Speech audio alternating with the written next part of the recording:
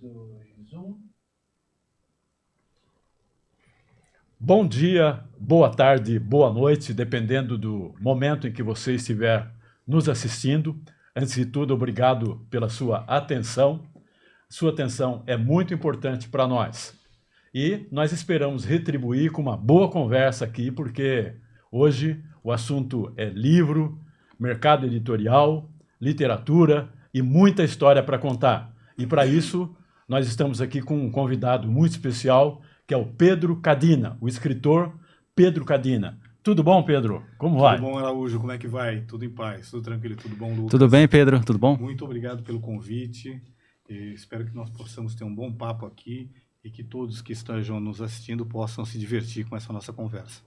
E para nos ajudar aqui também, nesse bate-papo, nós estamos aqui com o jornalista Lucas Lordi. Tudo bom, Lucas? Tudo bem, Araújo?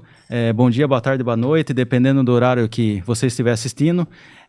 E o podcast que Pensa Comigo, Araújo, está se tornando o podcast dos escritores, o podcast da literatura, porque a gente, assim, já trouxe vários escritores aqui, com várias histórias, então é muito importante dar esse espaço aos escritores, dar essa voz aos escritores. Queria agradecer o Pedro Cadina aqui. E, assim, para você que está assistindo, assim como em todo programa que eu falo, eu convido você a seguir as redes do Pensa Comigo, Instagram, o YouTube do Estúdio 48. No Instagram vai estar os cortes e no YouTube vai estar o vídeo integral. E no Instagram vai estar o link lá, você assiste o corte e na descrição lá vai estar o link que leva você direto ao YouTube do Estúdio 48, onde você pode ver os vídeos completos. E falar uma coisa aqui, Araújo, como o mundo seria mais feliz, assim, como o mundo seria mais em paz se as pessoas tivessem mais o hábito de ler, mais o hábito de escrever, né, Pedro Cadina? Haveria menos guerras. Sim, com certeza, menos guerras. Esses governantes aí que só querem fazer guerra, só querem fazer destruição. Como seria diferente se eles tivessem lido Machado de Assis, tivessem lido Guimarães Rosa, tivessem lido Graciliano Ramos, Euclides da Cunha? Eu tenho certeza que o mundo seria muito melhor. Teriam mais sensibilidade humana. Ah, com certeza, porque o mundo precisa de mais e mais livros e menos armas. Na verdade, nenhuma arma, né? O importante é mais livros, que com livros, com a escrita, o mundo vai se... Eu tenho certeza, assim, que o mundo vai se tornar muito melhor. E, principalmente, eu peço, assim, que as pessoas valorizem a literatura, valorizem a literatura brasileira, principalmente, Araújo, não é verdade? Porque nós somos brasileiros, pensamos o Brasil e vivemos no Brasil. Lucas, hoje é dia de efeméride também, não é? Sim, então eu ia falar um negócio para você, porque a gente aqui está na linha de frente, né? E o Pudim e o Leandro estão no QG, na sala de controle, eles mandam suprimento para nós, mandam informação. E por falar em linha de frente, hoje é um dia histórico, Araújo. Hoje é um dia, assim, que é muito importante para você. E você é muito importante para esse dia, então eu vou falar para você, falar para quem está nos assistindo, que dia que é hoje, que dia histórico é hoje, Araújo? Fala aí. Hoje, na data de gravação deste programa, completa 1 ano do lançamento do livro Linha de Frente, a épica história dos trabalhadores dos transportes de Sorocaba e região, fortes e preparados. Foi uma publicação, lançamento, na Câmara Municipal de Sorocaba, um dia de muita festa, festa de trabalhadores, para contar história de trabalhadores, dos transportes, dos rodoviários, aqui, fortes e preparados. Aqui nós estamos vendo cenas daquele momento que ficou registrado na história da categoria e na história da minha atividade literária e de pesquisa histórica. Então, Pedro Cadina, esse daí foi o lançamento do Linha de Frente no passado, que hoje faz 1 ano. E foi um dos maiores eventos da história da Câmara Municipal de Sorocaba. E foi mais de 600 pessoas, né, Araújo? Mais de 600 pessoas. Para então, um lançamento assim, de livro, maravilha. É um êxito. Foi uma festa dos trabalhadores lá. Uma festa, todos os trabalhadores foram lá, foi uma festa. E este livro continua sendo distribuído. Sim, onde que a gente pode adquirir o livro, Araújo? O livro físico na recepção. Na sede do sindicato, exatamente. Você vai lá na recepção, na sede do sindicato e no site linhadefrenteonline.com. Lá você pode adquirir o PDF online E o livro físico, na sede do sindicato, só ir lá no balcão e retirar o livro. E esse livro está circulando o Brasil e o mundo. Na última verificação, nós constatamos que existem downloads em PDF e Sim. visualização em vários outros países. Nossa, show de bola. Isso, quem baixa o download, com certeza é para leitura e também para pesquisa. Sim. Isso foi uma notícia Não, isso é importante incrível, é muito importante. e que mostra a atualidade do livro para a categoria e para quem é de fora da categoria também, para os leitores em geral. Sim, é muito Tá? importante o mundo saber da história dos trabalhadores, dos rodoviários, do histórico de luta deles, como que foi feita a luta. Cara, esse livro é muito importante e hoje é uma data histórica, 1 ano do lançamento do livro. Maravilha. E nós estamos aqui também para celebrar o livro do escritor, jornalista e relações públicas, nascido em Sorocaba e que mora em São Paulo, o escritor Pedro Cadina. Este é o livro, Os Crimes do Jardim Celeste. Que também faz 1 ano de lançamento agora nesse mês de junho. No próximo dia 20 de junho está fazendo 1 ano de lançamento desse livro. 1 ano do lançamento. Então, Olha, estamos chique. aqui comemorando também. Duas comemorações hoje. Duas efemérides. Duas efemérides. Eu não sabia. É. Quer dizer, eu lembro porque eu fui no lançamento quando Aqui em Sorocaba, isso. Exatamente. Mas eu não lembrava se era maio ou junho. O lançamento em São Paulo foi dia 20 de junho e em Sorocaba foi em julho, no começo de julho. Primeira quinzena de julho, se não me engano, ou primeira quinzena de agosto, uma coisa assim. Mas não vou lembrar mais, infelizmente a memória já não... Então, Pedro, antes de falar um pouco sobre o livro, o que pode ser falado sem ultrapassar a linha vermelha do spoiler, né? Sim. Vamos falar, para quem não te conhece, quem é o escritor Pedro Cadina? Pois não.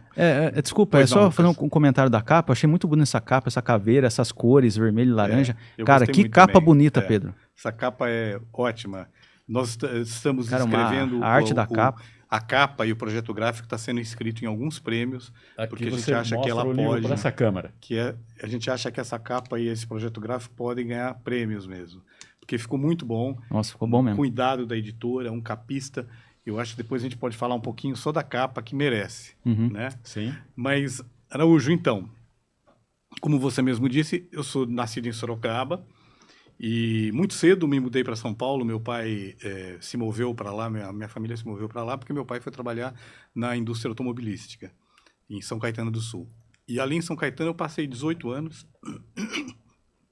depois mudei para São Paulo, e eu iria ser um engenheiro quando desisti da carreira de engenheiro e fui para a faculdade de jornalismo. E aí mudei aqui para Sorocaba e comecei minha atividade jornalística em Sorocaba. Depois voltei para São Paulo, ainda como jornalista, e aí abri uma agência de relações públicas que eu tenho até hoje. Né? Sempre escrevi, desde aquele momento que eu estava ali antes de concluir o 2º grau, 17, 18 anos. Sempre li bastante, mas tudo, na época, ficava na gaveta, né? E agora fica no HD ou na nuvem, né? Mais guardado. E eu comecei a publicar mais tarde, comecei a publicar em 2015, 2016, em site, e publiquei algumas coisas relacionadas à comunicação, né? Que é uma especialidade minha. E esse livro eu publiquei ano passado, é o primeiro romance. Tem uma novela também que eu publiquei em e-book e que eu quero lançar em papel também, no arquivo físico, né? Mas é isso, minha carreira foi composta por jornalismo, escrita e relações públicas. Fiz faculdade de jornalismo, depois eu fiz 2 pós-graduações, uma em comunicação, na USP, depois fiz uma em administração na GV e fiz uma pós-graduação em escrita criativa no Veracruz. Foi uma coisa ótima e tal, né? Então, em linhas gerais, é isso, né? Me orgulho muito de ser de Sorocaba. Eu acho que Sorocaba é uma cidade fantástica, tem coisas maravilhosas aqui. Minha família toda está aqui, né? Só eu que estou... Eu e minhas 2 filhas estão lá. Então, eu estou aqui sempre, cada 15 dias e tal, visitando minha mãe, minhas irmãs, meus primos e tal, né? É perto, né? É pertinho. São pertinho, 90, né? 100 quilômetros. Tranquilo, né? Dependendo da hora que você vem, você chega em 1h15, 1h30, né? E dependendo da hora que você vai embora também, né? Então é tranquilo. Nós estamos aqui com o seu livro Os Crimes do Jardim Celeste e você citou também que está com uma novela em e-book. Qual que é o título dela? Sexo e Sangue no Hotel Renascença. É a linha policial investigativa também? Exatamente. Com o mesmo investigador, com o mesmo ex-delegado, o Júlio Marcondes, né? E eu tenho algumas histórias aí com ele e essas duas publicadas, né? E está em e-book no site da Amazon?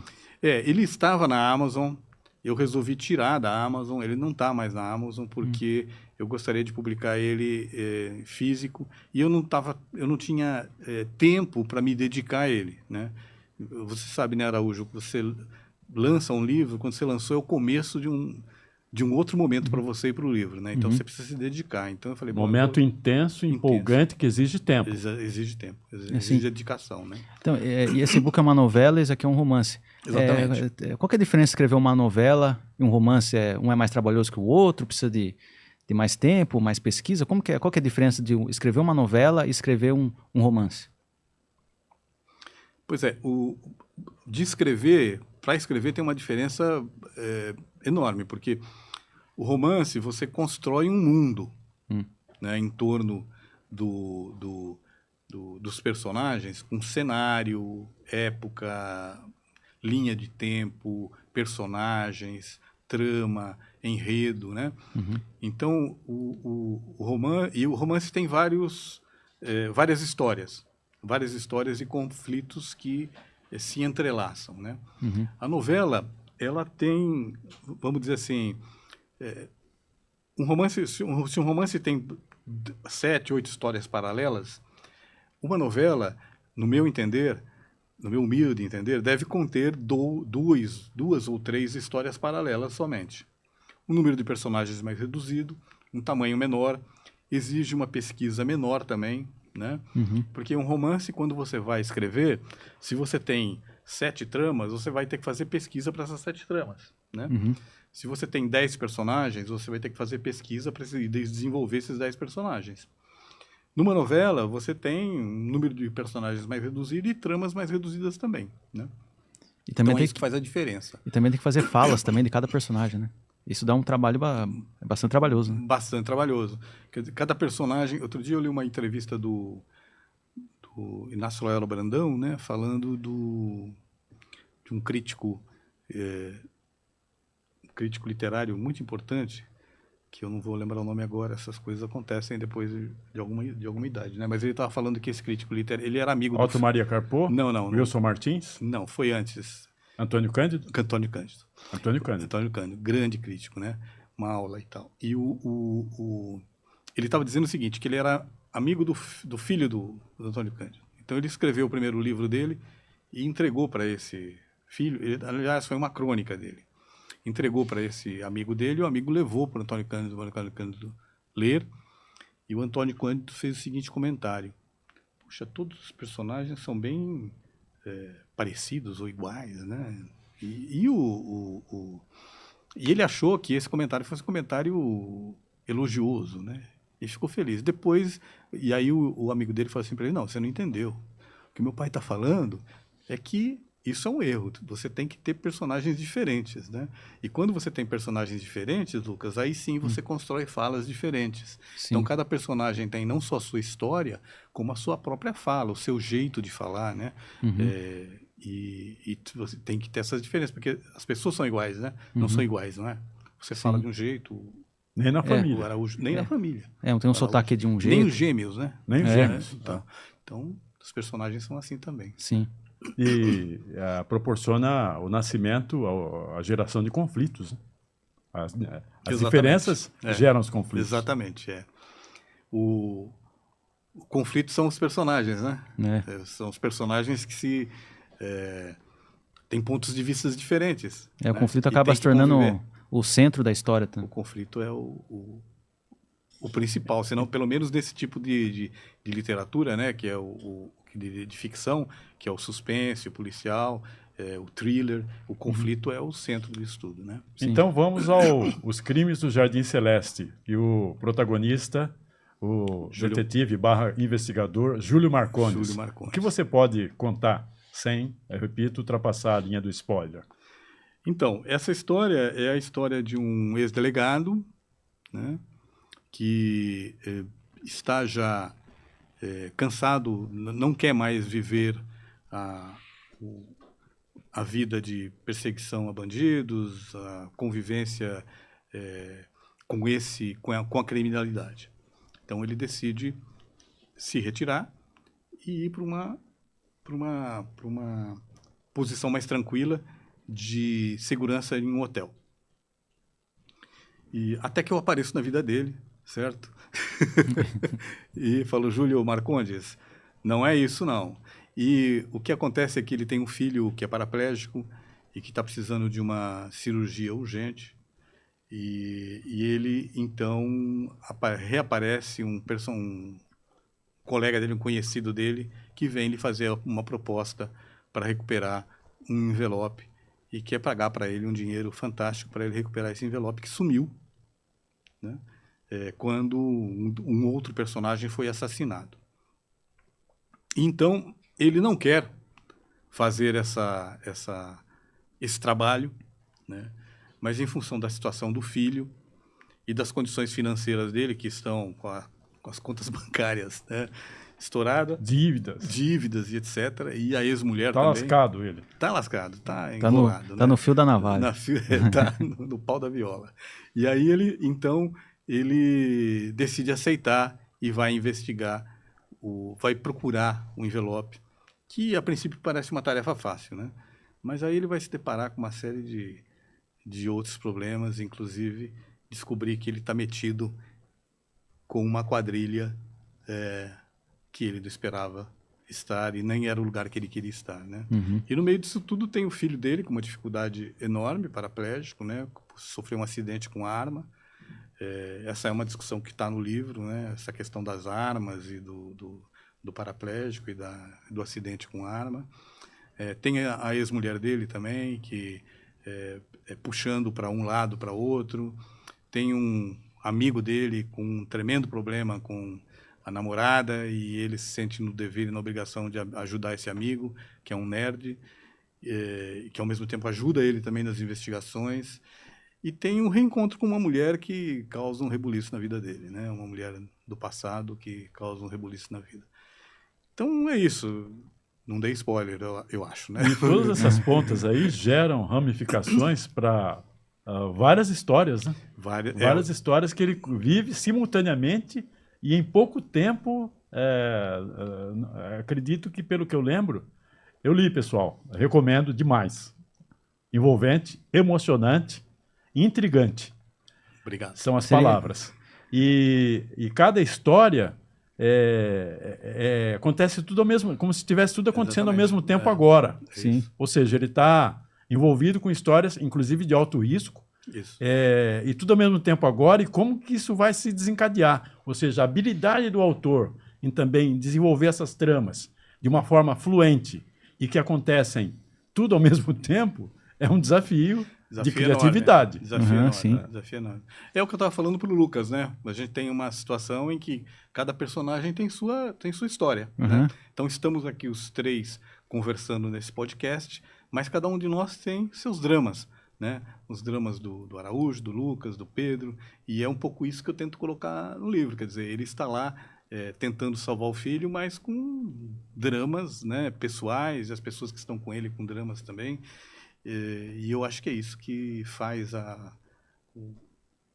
uma história bacana, né? Sim. E o livro se demorou quanto tempo assim para escrever ele? Você começou a escrever à mão, no computador? Porque assim, o Araújo, o livro dele, O Ódio Solto no Passo, assim, começou a escrever à mão, depois foi datilografar na máquina de escrever e depois foi no computador. Então demorou assim mais de 30 anos, né, Araújo? Entre a conclusão do livro e a publicação, 29 anos. Sim. Daí o seu livro assim, demorou quanto tempo assim, para escrever? Como foi o processo de produção do livro? Então, eu comecei a escrever esse livro em 2015. Acho que foi 2015. E, na verdade, a gente tem muitas idas e vindas para escrever uma história dessa, né? Uhum. E, na verdade, em 2020, eu estava lá no curso de redação criativa do Veracruz, né? E o Bruno Zeni, que é um editor, um escritor também, tem uma editora fantástica chamada Quelônio, e o Bruno Zeni dava aula na época de conto. E aí a proposta dele era que a gente escrevesse um conto, como trabalho de conclusão. Aí eu falei, Bruno, eu vou escrever um conto, eu já queria fazer alguma coisa de ficção policial, né? Eu falei, eu vou escrever um conto policial. Ele falou, ótimo, Pedro, vamos lá, o que eu puder eu te oriento, me deu algumas dicas lá e tal, e aí eu comecei a escrever. Eu tinha feito 20 laudas e a história não acabava, né? Aí eu cheguei para ele e falei, Bruno, tá assim e tal, 20 laudas, não tá na metade. Ele falou, Pedro, e aí, como é que você está contando? Eu falei assim, olha, tá assim. Ele falou, acho que isso é uma novela. Eu falei, bom, tudo bem, vamos lá, vamos trabalhar uma novela. Bom, tinha 50 laudas e a coisa não tinha terminado. Ele falou para mim, Pedro, termina o que você puder, me entrega para eu poder te avaliar, mas eu acho que tem um romance. Era a história do Júlio Marcondes já? Era a história do Júlio Marcondes. Na verdade, o que eu tinha naquele momento era a história do assassinato, a história do envelope e a história final ali, que é o desfecho do livro, que tem a ver com um sequestro e tal, né? Isso eu tinha. E aí eu fui escrevendo os capítulos, né? Escrevendo os capítulos. Quando foi alguns anos mais tarde, porque tem o seguinte, sabe, Lucas? Eu escrevo nos finais de semana, porque eu tenho uma outra atividade, Sim. né? Então, tem uma atividade durante a semana e tal. Então, eu escrevi isso durante os finais de semana, feriado, férias e tal. Isso torna a coisa um pouco mais lenta, né? Uhum. E aí, lá pelas tantas, eu estava com uma pesquisa enorme, porque pesquisa é uma cachaça também, né? Você começa a pesquisar, você vai, se emociona e acha bacana e continua pesquisando. Então, eu tinha um material enorme e eu tinha uma coisa pouco organizada. Daí eu falei, parei e comecei a organizar. Teve um outro... É uma carpintaria, né? É uma carpintaria, uma marcenaria. Marcenaria. Sim. Primeiro uma carpintaria, depois uma marcenaria. E aí eu comecei a organizar e encontrei alguns livros que falavam sobre como desenvolver romance, como desenvolver novela e tal. Fui ler, fui aprender. Depois disso, eu consegui ter um planejamento e recolocar as coisas no lugar, né? Uhum. Bom, feito isso, eu tinha um livro, acho que foi 2021, 2022, eu tinha um livro de 360 páginas. Aí eu resolvi fazer o processo todo, né? Quer dizer, pegar o livro, fazer uma edição minha, eu fiz, passar por uma leitura crítica. Teve uma pessoa que fez uma leitura crítica para mim, que foi a Cláudia Lemes, uma escritora também. Depois disso, fazer a preparação do texto, a revisão, e fazer 3 ou 4 leitores beta, né? Então, eu estava com o livro pronto para publicar no começo de 2023. Então, de 2015, 8 anos. Ah, sim. Então, 8 anos foi todo o processo. Né? Então, foi assim que aconteceu. Não é como você não sente como meio como uma montagem o processo? Uma montagem? Eu sinto o equivalente a um livro, um prédio. Sim. Você constrói um prédio. Vai construindo andar por andar. Seria um andar, por exemplo. Você não faz necessariamente de forma linear. Você faz um andar de baixo, faz o 5º andar, depois volta. Você constrói, você tem um esqueleto e vai preenchendo os andares, o esqueleto do prédio, né? E vai preenchendo os andares com as histórias, com o texto, né? Que vai desenvolvendo e construindo as histórias. Eu tenho essa ideia do prédio na minha cabeça. Então, nesse sentido, assim, é como fazer um filme, né? Porque o filme não é feito de forma cronológica, assim, faz a primeira cena, depois a última cena, depois uma cena do meio. Então, o processo de escrever um livro também é parecido, né, com o processo de produzir um filme, né? Eu nunca produzi um filme, né? Mas o que eu posso te dizer, assim, é um processo onde você vai juntando as partes, né? Sim. Vai juntando as partes. Então... e dando sentido a elas. E dando sentido a essas partes, né? Tem coisas no meio do processo que você vê que não fazem sentido. Tem coisa que ficou lá atrás que você fala, não, aquilo lá era bom, deixa eu trazer de volta, né? Quando eu tinha a primeira versão do livro, tinha 360 páginas. Né? E aí passou pela leitura crítica, caiu para 260. Isso é uma outra coisa, né? Que só quem é jornalista sabe fazer bem, né? Que é não ter dó de cortar, certo? Que tiver que cortar, tem que cortar, que tiver que cortar, corta mesmo. Tem que cortar, né? E aí virou 260, teve personagem que sumiu, teve capítulo que ficou pela metade, tinha personagem que na versão inicial estava vivo até o fim, e nessa versão eu matei o personagem. Então, é um processo. Você tem que... E assim, é uma ilusão a gente achar que a gente vai fazer uma história dessa sozinho. Né? São heróis quem faz sozinho, porque a gente precisa de colaboração. Precisa de gente te ajudando na pesquisa. Então, por exemplo, teve uma policial aqui de Sorocaba, uma policial militar, que me ajudou contando do funcionamento da polícia militar, como é que eram os procedimentos e tal. Teve um delegado que me falou dos procedimentos da polícia brasileira, né? Que é aquela história que a gente está conversando agora há pouco, né? É um romance que se passa no Brasil. Então, não dá para o procedimento ser o procedimento de série norte-americana, de policial de série norte-americana. Então, ele se constrói com essas coisas. E depois o leitor beta, que já no final é gente que gosta de ler, você coloca para eles e pergunta se faz sentido ou não. Então, durante o processo de leitura beta, eu fiz várias mudanças ainda. Né? Você recebeu esses feedback, daí você fez as mudanças? Feedbacks, E teve um leitor beta, que é uma pessoa que lê muito, um amigo, um jornalista também, o Leandro Esteves, que falou assim, olha, é o seguinte, nesse capítulo aqui tem um erro, que não está claro quem é o narrador. Né? Enfim, era coisa de corrigir uma linha, mas que faz toda a diferença. Fez toda a diferença, né? Então, essas coisas que você vai ajustando, né? Sim. Né? Sem ego, porque se você tiver um ego e achar que você está certo, você não vai chegar pelo menos eu acho que assim, não vai chegar num bom resultado. Sim, é que nem num processo de revisão, às vezes se você lê o livro e você não, assim, você lendo, você não pega um erro, mas outra pessoa que lê vai pegar um erro. Então tem as outras pessoas, leitura de outras pessoas, acabam pegando coisas que você não acaba não pegando. Vocês são jornalistas, vocês sabem também, né? Revisão é uma coisa cruel, né? A gente lê, não vê, lê, não vê. Tanto é que lá no Terceira Margem, que eu tenho o prazer e a honra de estar junto com o Araújo lá, né? Que é um conjunto de blogueiros independentes, eu escrevo os textos e passo para um deles antes de publicar, geralmente o Finês, né? Que é o Zé Carlos Finês, que é o nosso amigo e tal. Que está mais presente lá. Que está mais presente e tal. E aí o Finês vai lá e fala, Pedro, aqui tem uma coisa assim, aqui tem outra e tal, mas são coisas que a gente não vê, né? Sim.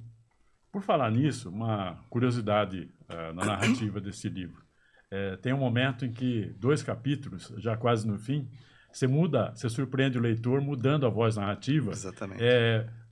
Em que tem uma voz narrativa em primeira pessoa. Em primeira pessoa, que é o Júlio Marcondes. Isso. E, de repente, nesses 2 capítulos, existe uma outra voz narrativa de um outro personagem. Exatamente. Muito ligado a ele, né? Exatamente. E é ele que conta esses 2 capítulos. Isso, essa outra voz narrativa. Foi intencional ou não? Como é que aconteceu essa interrupção? Foi completamente intencional.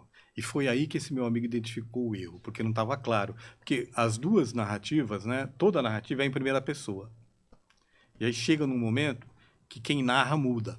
É como se eu estivesse narrando o que está acontecendo aqui, e aí paro de narrar e o Araújo começa a narrar, ou o Lucas começa a narrar. Mas não fica claro, porque quando a gente está no vídeo em voz, você está vendo, é o Pedro, é o Araújo, é o Lucas. Sim, você vê pelo som, né? Você vê pelo som e tal. Agora, na escrita, você não vê. Então, mudou a voz narrativa.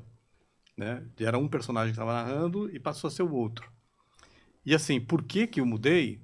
Você descobre quando termina esses 3 capítulos, certo? Exatamente. Né?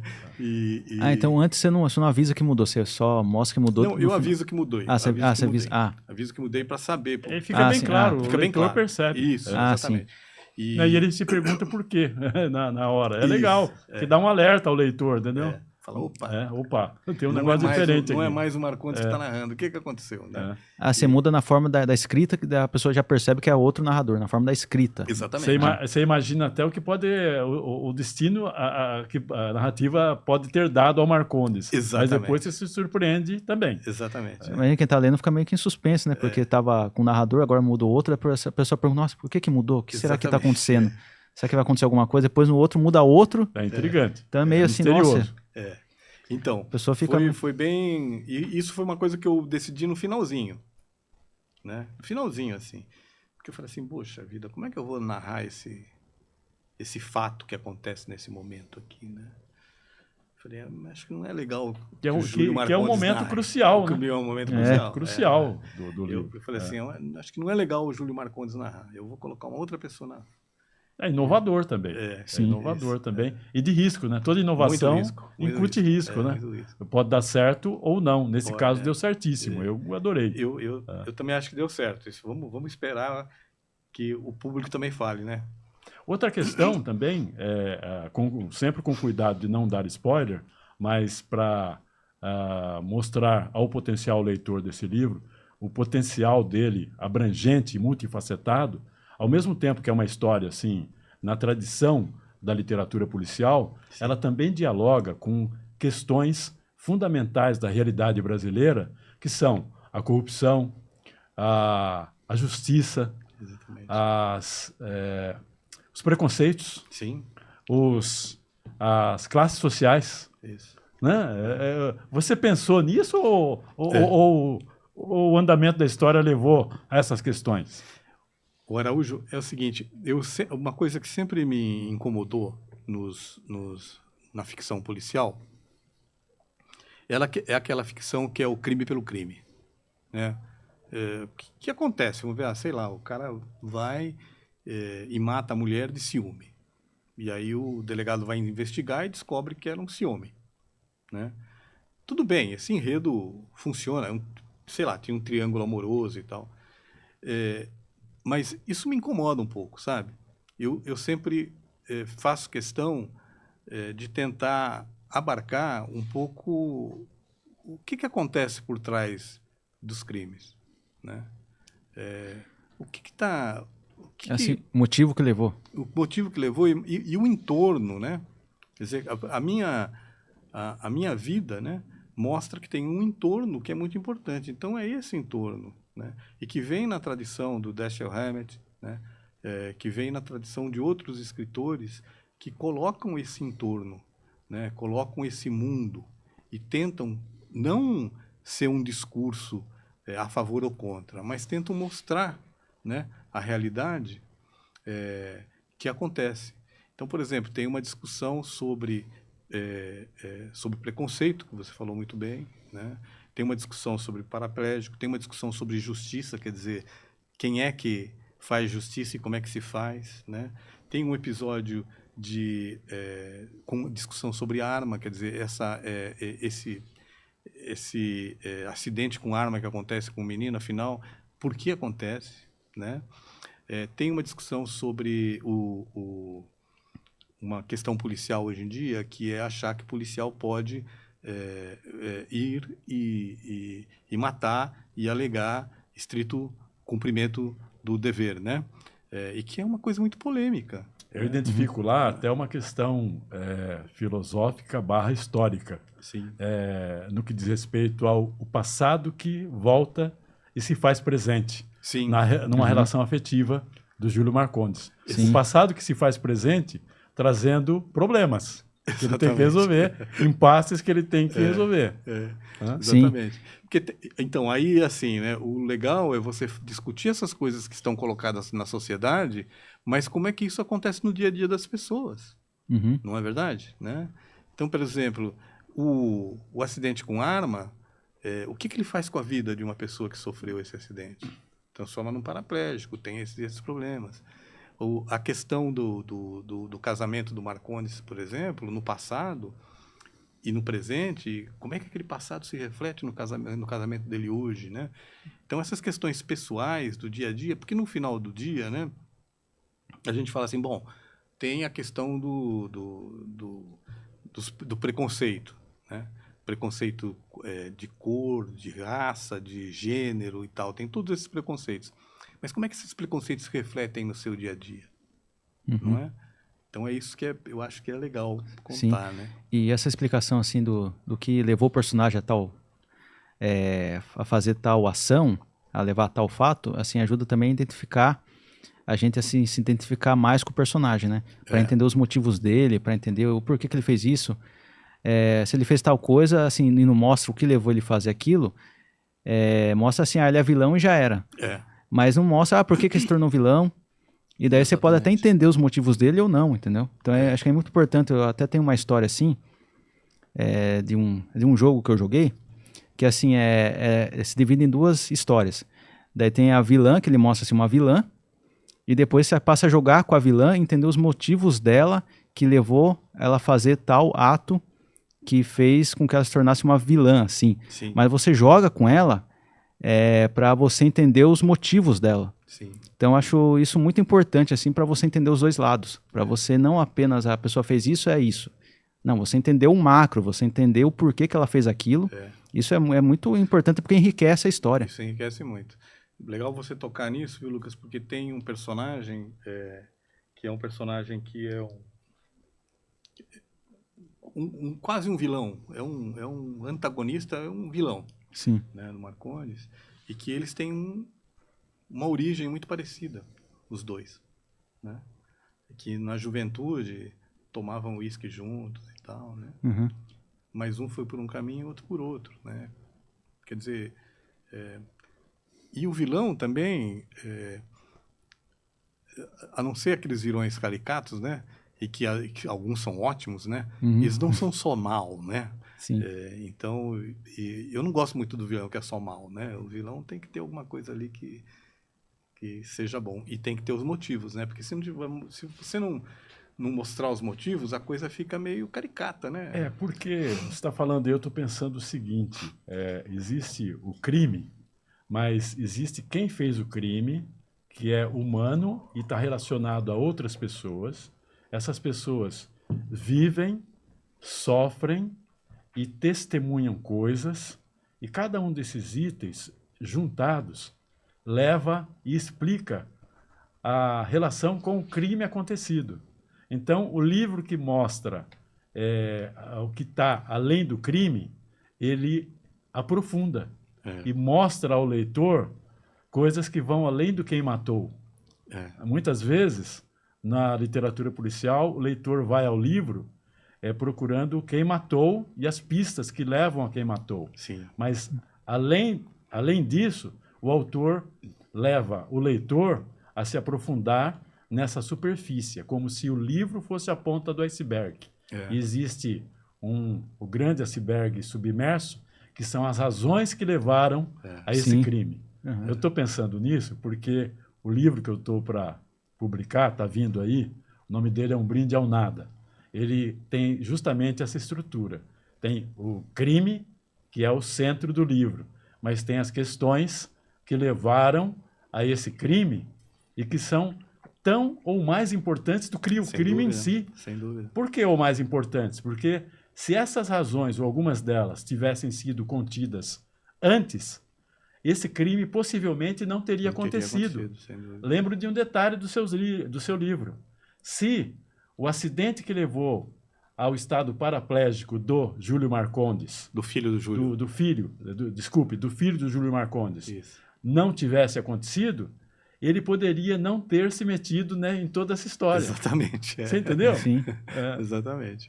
Eu estou pensando nisso, é uma visão de história, é uma visão social e é uma visão filosófica em relação à existência nossa. Exatamente. Sim. Que eu acho que tem tudo a ver com o tipo de produção de ficção, literatura e jornalismo que nós queremos fazer, né, Araújo? Não é isso? Essa é uma preocupação que eu vejo no que você escreveu, sua também, né? Dos colegas lá do Terceira Margem, né? Eu acho que tem que ser mesmo por aí. A gente tem que ter um pano de fundo de por que essas coisas acontecem, né? E tem uma outra coisa também, né? A começar porque todo crime é complexo. Não existe crime simples, né? Não. Não existe. todo Uma crime- vez que ele envolve o humano. Exatamente. Sim, todo crime é complexo, todo crime tem várias ramificações. Muito, muito. E tem um amigo nosso que fala assim, olha, se o criminoso achasse que ele está errado, que ele cometeu um crime que ele não devia ter feito, ele não aguentava, ele se matava, porque imagina a culpa, né? Então, aquele que comete um crime, ele, em 99% das vezes, eu acredito, ele acredita que ele estava certo, que era aquilo que ele tinha que fazer, e fez, né? Então, que para outras pessoas parece algo muito errado, algo abominável, para ele é uma coisa que não é, que ele fez o bem. Exatamente. Então, isso entra naquele traço de psicopatia, né, de sociopatia. Às vezes ele fica até indiferente, né? Tô lembrando aqui do Estrangeiro, do Albert Camus.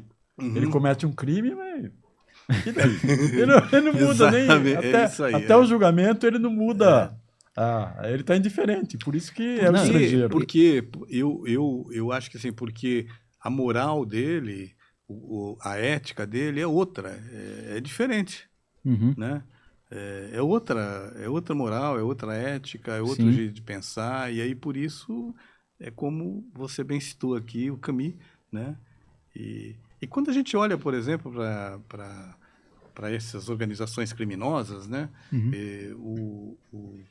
Essas organizações criminosas, a ética deles é outra, a moral é outra. Então, né, aquilo que você está preocupado, né, com a vida humana, para ele a vida humana não tem esse valor que tem para nós, né? Sim. Que somos mais humanos, eu considero.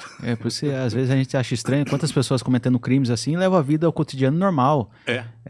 Vai, sei lá, vai para escola, vai para padaria. Exatamente. Tipo, às vezes a pessoa acaba de matar uma pessoa e vai para padaria. E volta como se nada tivesse acontecido, entendeu? Então, para ela... O filme matou a família e foi ao cinema, né? Foi ao cinema. Ótimo. Mas então, esse matou e foi à padaria, eu tenho um conto que é isso. Teve uma história dessa aí.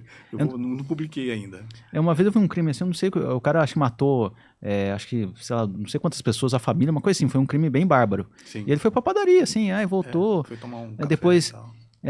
Sei lá, ligou pro amigo, foi pra uma festa, assim, ele começou a levar a vida assim, normal, assim, como cotidiano, como se nada tivesse acontecido. Se Né? ele tivesse... Lembrei do meu livro de novo, Um Brinde ao Nada. O meu livro tem um detalhe exatamente assim. Dessa forma também? Exatamente assim. E quando é que você está planejando? Agora sou eu que vou entrevistar.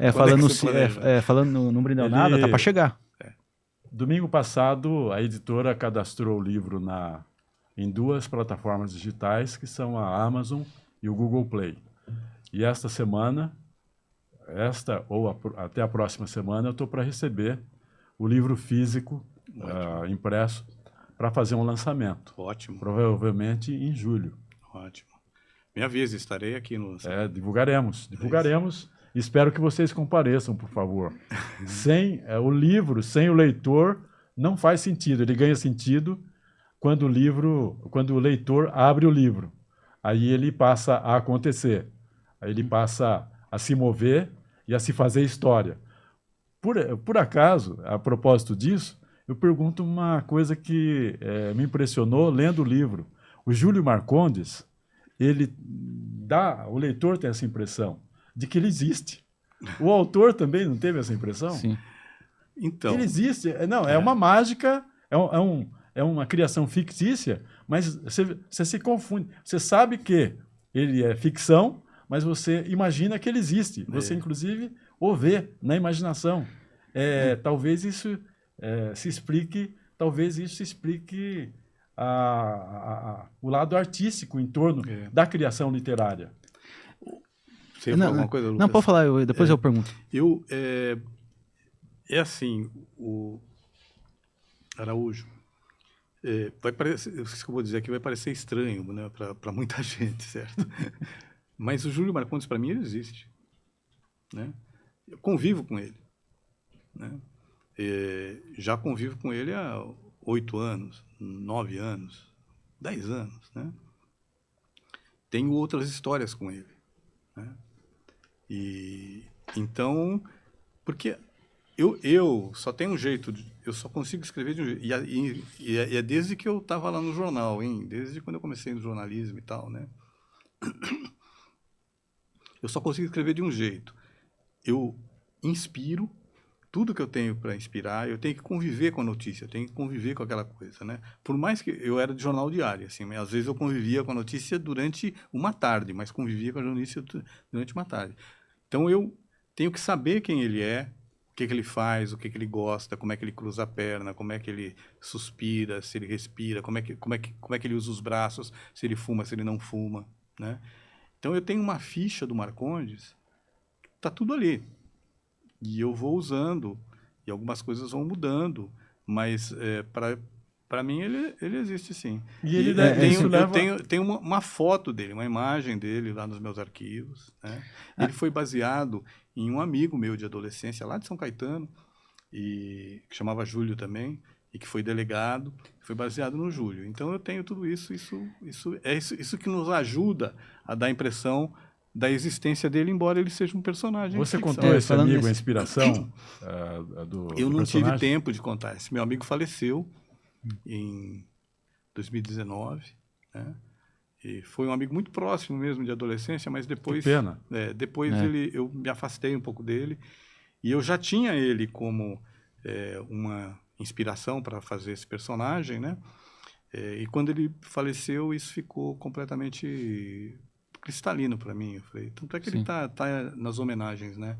O livro está nas homenagens. E ele não pôde comparecer, mas eu fui muito amigo também dos irmãos dele, e todos os irmãos dele, primo dele, foram no lançamento em São Paulo, que me deu muita alegria. E sabem disso, né? Sabem. Que bom. Sabem. Bom. E nesse sentido de saber que o personagem pode estar vivo ou não, pode ser real, no livro, assim, você descreve a característica física dos personagens? Do Júlio Marcondes? Precisa, né? Precisa. Sim.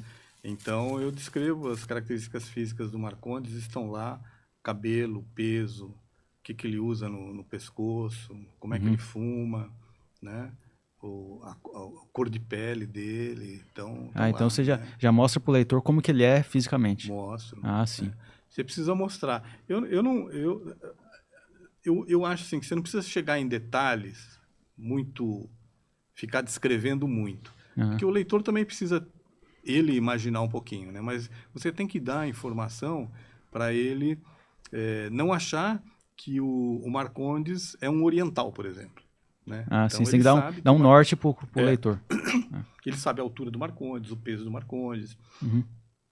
Ele sabe a cor de pele do Marcondes, como é que é o cabelo dele. Especialmente pela categoria policial, pela identidade policial do livro. Muito importante.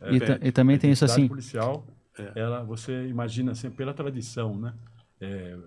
Com o cinema também, você imagina muito visual. O livro é muito visual.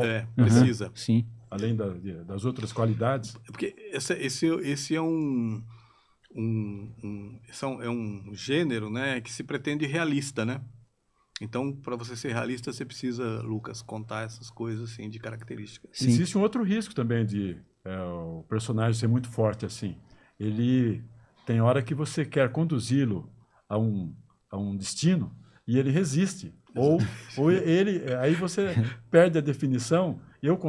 O autor controla o personagem ou é o personagem que controla o autor? Ele ganha vida própria, o personagem... Eu digo isso porque isso acontece comigo. Imagine, autor e personagem começam a brigar assim. Então, tem um episódio no livro que é o caso de amor ali do Marcondes e tal, né? E que eu queria que fosse... Enfim, que acontecesse uma determinada coisa nesse episódio de amor aí, nesse episódio de paixão dele.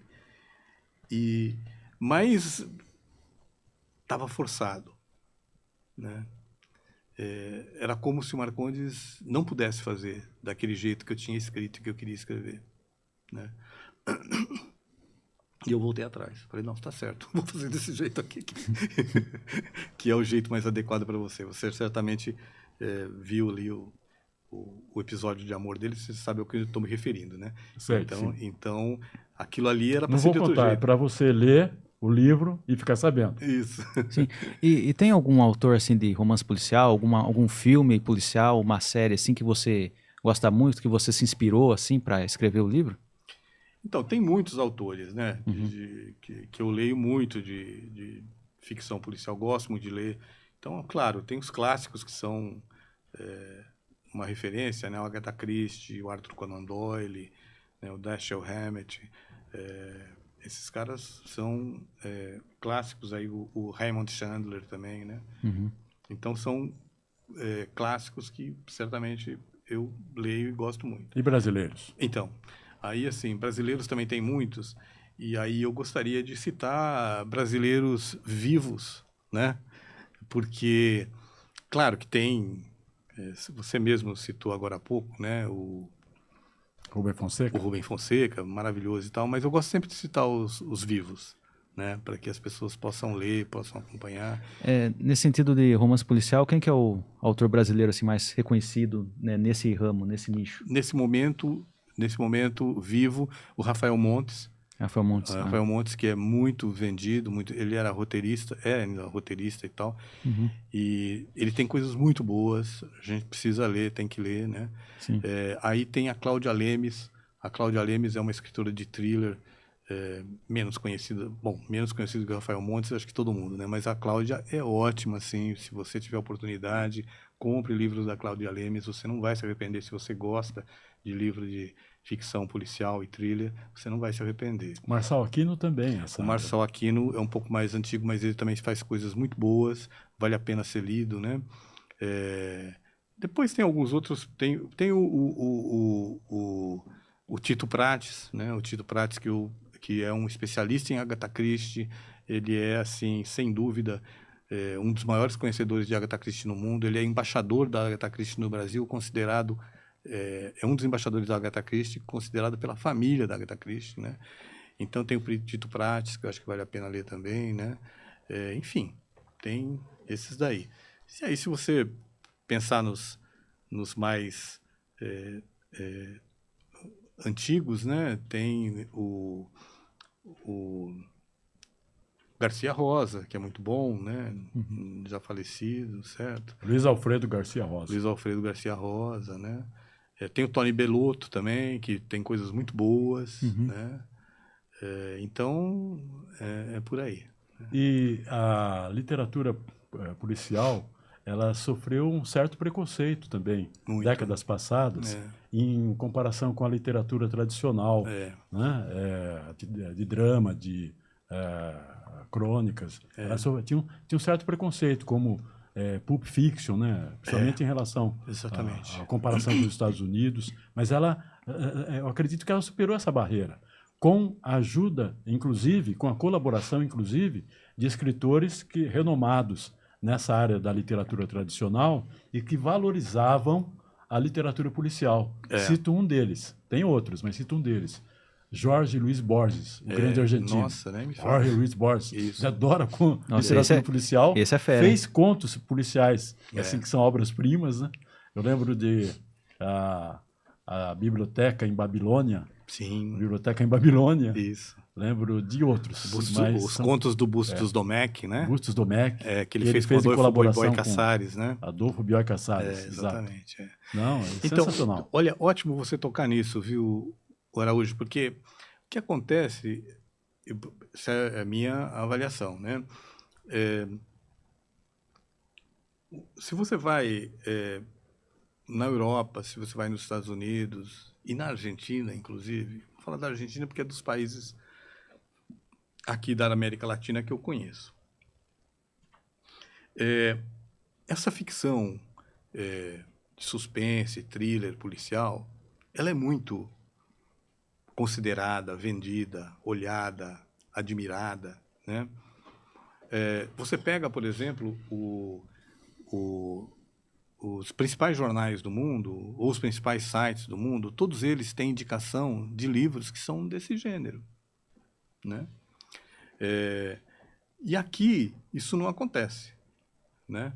Isso não acontece.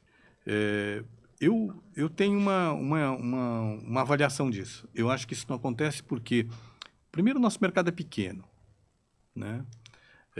Segundo, você não tem uma formação de leitores como nós tivemos nos Estados Unidos e como nós tivemos na Europa, né? Porque essa ficção, que é uma ficção que vem do século XVIII, ela formou muitos leitores, né? E você tinha escritores preocupados em formar leitores com essa literatura. Você citou o Jorge Luis Borges. O Borges, ele fez, porque ele era um grande conhecedor da literatura inglesa. E ele fez um trabalho enorme na Argentina para mostrar essa ficção policial, essa ficção de suspense. Ele primeiro educou o povo argentino sobre essa ficção para depois ele publicar, para depois ou concomitantemente publicar essa literatura, né? Essa ficção. E eu vou te citar um outro cara. Vou falar para você do Fernando Pessoa, né? O Fernando Pessoa escreveu literatura policial na década de 30 e era a literatura que ele queria publicar antes de morrer. Você sabe que quando ele morreu, ele só tinha publicado um livro, né? Mas ele escreve algumas cartas dizendo, olha, o que eu quero publicar é literatura policial. Eu tenho aqui já um personagem, ele tinha o Abílio Quaresma. Então, no Brasil, a educação à leitura não foi feita com essa literatura. Só depois que a editora Ática, né, fez um trabalho a partir da década de 80 com aqueles livros, como é que era o nome da coleção? Era uma coleção para escola. Vagalume? Vagalume, a coleção Vagalume. E você conhece, porque você é mais novo, você deve ter lido. Então eu lembro que eu lia bastante esses livros lá, isso, na época quando... Eu li a série anterior, como eu sou anterior a ele, a série Bom Livro. Bom Livro, sim. Bom Livro anterior. Da Ática. Da Ática. Então, eu acho que o que existia era talvez mais do que preconceito, talvez um mercado pequeno em que não tivesse espaço para todo mundo. E a inteligência literária brasileira privilegiou um outro tipo. Inclusive, se você for para fora do Brasil, né, e é assim que eu gosto de chamar, né, você tem literatura, você tem ficção, e aí a ficção dividida em vários... Então, a ficção literária, que é a ficção de um Guimarães Rosa, a ficção de suspense, a ficção de crime. Então, todas no mesmo nível. Aqui a coisa é um pouco diferente. Então, temos um potencial aí ainda a ser aberto. Sim, um grande potencial. E de grande sedução. Olha, infelizmente, chegou a hora das despedidas. Tá?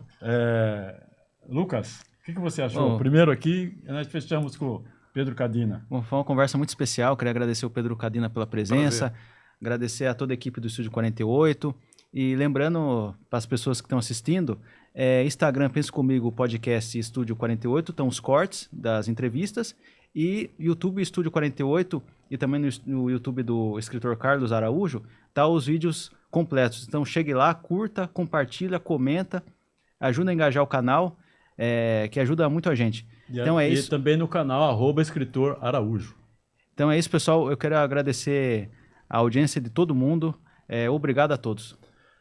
Pedro, por favor, as suas despedidas com informações sobre como te encontrar.